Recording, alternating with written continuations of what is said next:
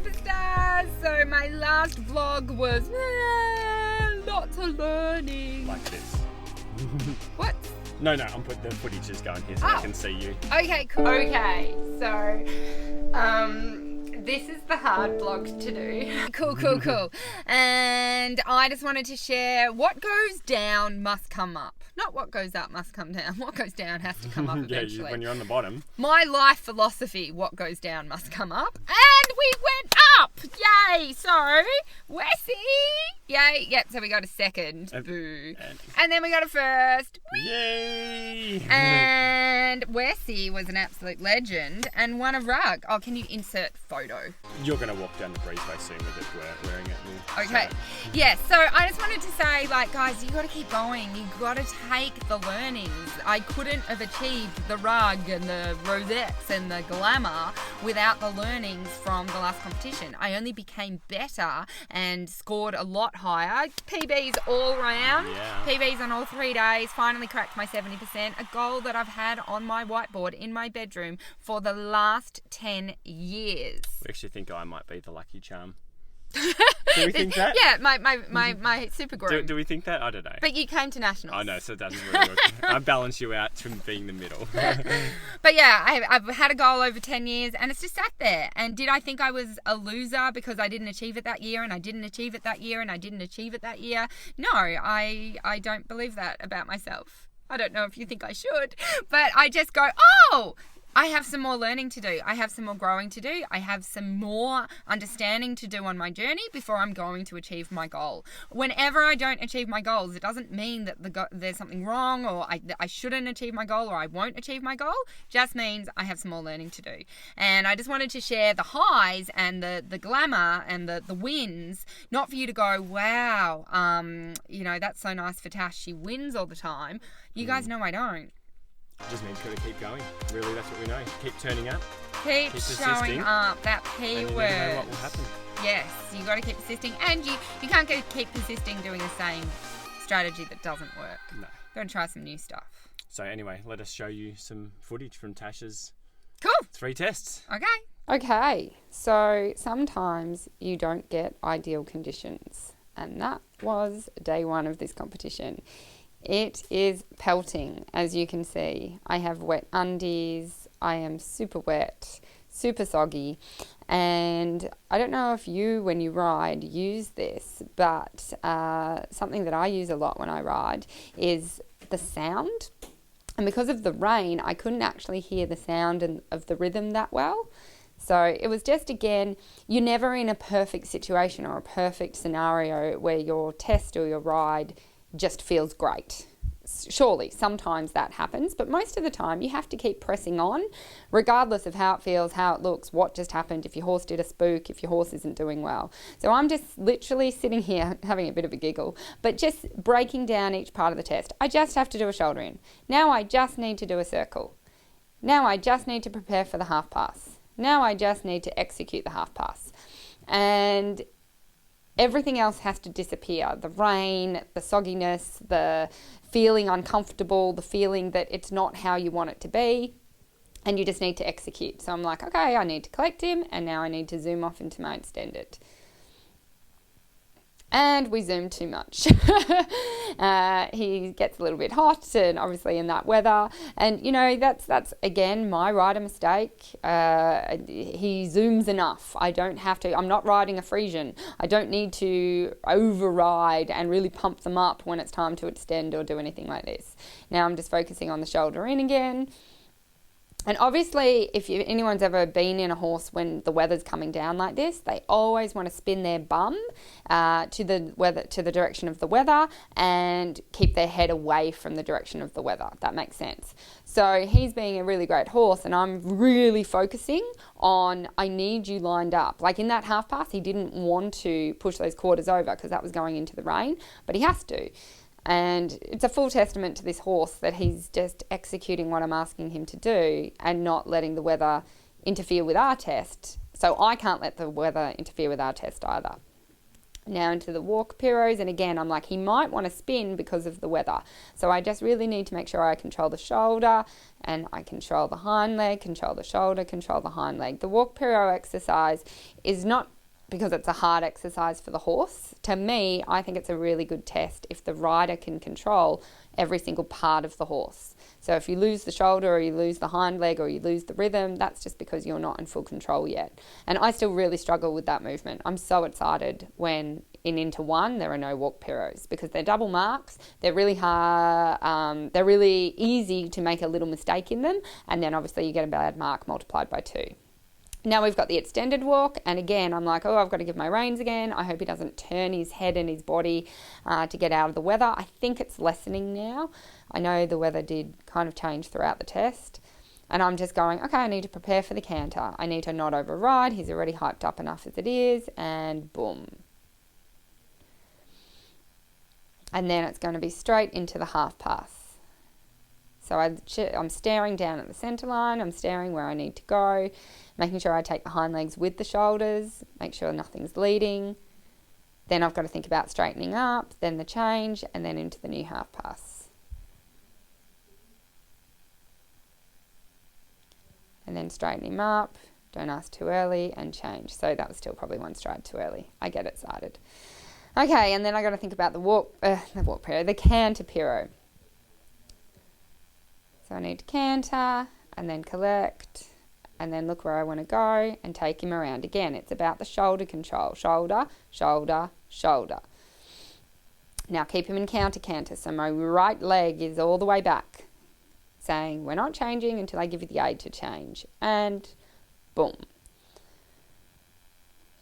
Now the second pirouge, this side pirouge is always harder for him. So I'm like, okay, I've got to really try and get that shoulder. Oh, got a sticky bit. Fun and games. Gotta love that weather. And change. And again, that change was one stride early. Then I go into my 4s, and I've really just got to count. Don't let the weather. 1, 2, 3, 4. 1, 2, 3, 4.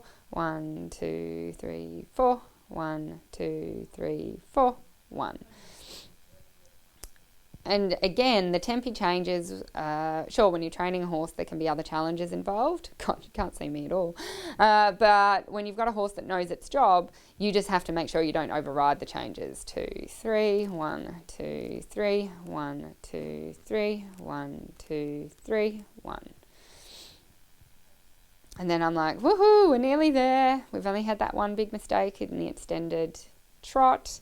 We're all good. Now we really get to go in the canter, but I ask for less because I don't want him to shy and spook again.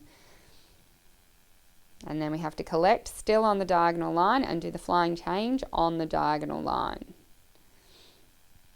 And then we're nearly home free. Just keep him straight on the centre line. Slight shoulder forward to make sure the shoulders don't pop out. Collect the canter, which he nearly stopped as I collected, and then into the hold. So that is the Prix St George, and Phil will put the score up because I can't remember exactly what it was.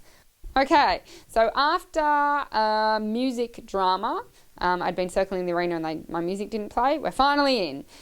So day 3, sun is shining even more. Even my kids are here to watch, which is kind of cool.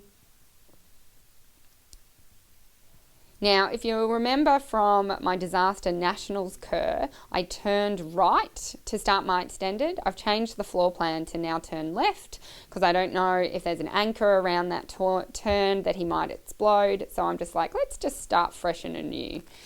So I turn left instead, then I've got the medium or the extended, and I just do it to the centre line, and then I turn.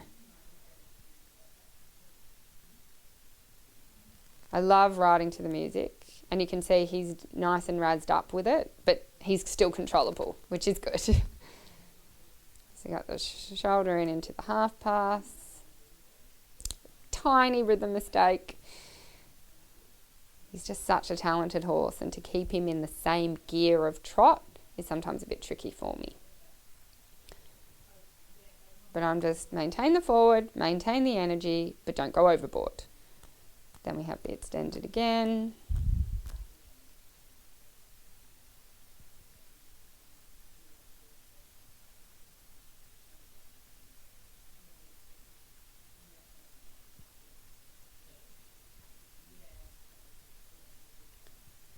And I'm also just really conscious of where my music is. I used to sing. I wouldn't say I'm very musical, but I did used to sing. And so I'm singing along with the music and I know where I am and I'm in trouble. I am way ahead.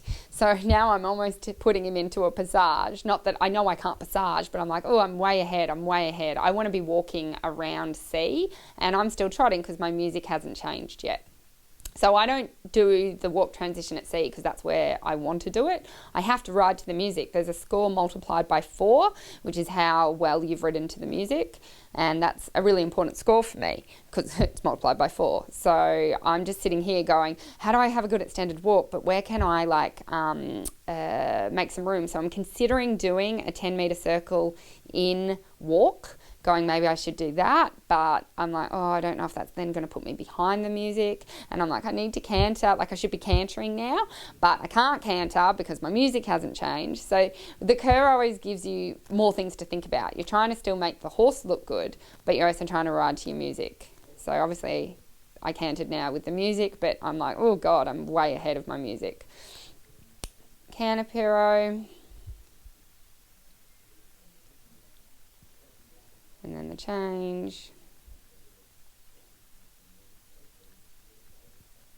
And then the next pero. I do his good side closer to the judges, and that's planned. And I'm literally just racking through my brain going, where can I make up some extra time? Where can I make up some extra time? But I can't let it compromise the thing. So now I've got to go into my tempies. 1, 2, 3. 1, 2, 3. 1, 2, 3. 1, 2, 3. 1, 2, 3. 1, 2, 3. 1, 2, 3. 1, 2, 3. You only have to do 5. I don't know how many I did. A lot more than that. But I was, really riding that turn because obviously sometimes it's hard to get the change clean when you're doing the turn. Now I'm in my half pass work. But also when I do those tempi changes, if the horse doesn't feel completely good, I don't do it on the curved line. I just go straight across the diagonal. So I have a couple of tricks up my sleeve depending on how the horse is going and depending on what I want to do. So now I'm like, do I do a circle here? I'm way ahead of my music and I'm like, but I want to get my 2s out of the way. And because I did my 3s, I'm like, oh, I'm just going to do my 2s on the diagonal line because I want to make sure I get them. 2, 3, 4, 5, 6, 7. And I was thinking of doing 9, but you saw we had a tiny rhythm mistake and I was like, we got 7, get out. That's a good score. In the Kerr, you're just going to get a mark for your 2s. So now here's my random 10-metre circle because I was ahead of the music. And now I'm like, oh, now I'm behind the music. I need to get into my extended and gallop. But stay straight, stay on the centre line. Now collect and boom. Good man. So they were my tests. So he's such a good boy.